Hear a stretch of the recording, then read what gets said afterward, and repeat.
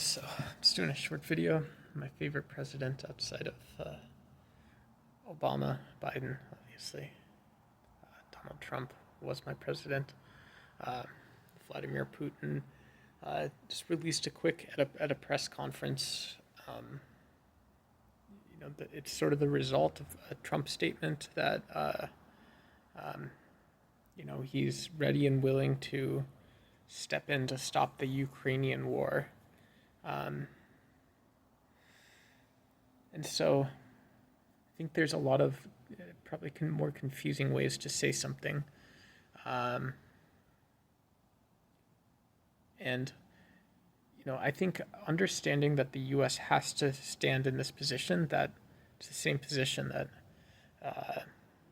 anytime a democracy is invaded, it goes against U.S. interests, and it can threaten to disrupt the global balance that exists.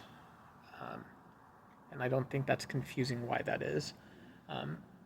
Also, I think it's important to note that I believe President Putin, as well as members of his armed forces, that they would take a statement like that seriously. It appears there's an action that's behind it. So, I still think we need to strongly advocate. When we talk about multipolarity, what does that mean? What does it mean very plainly when we see that excitement in the international arena appears to be different than just the normal sort of speech that we have.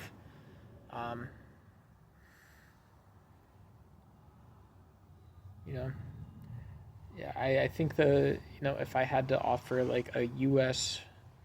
just a lead into this conversation, you know, there's always ambiguity about what's actually being proposed. These types of things.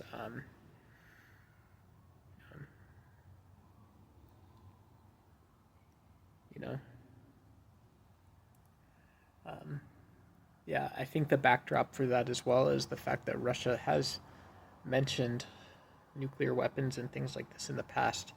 They've shown that they're a little too friendly to states that we have not yet had the ability to understand in the international arena.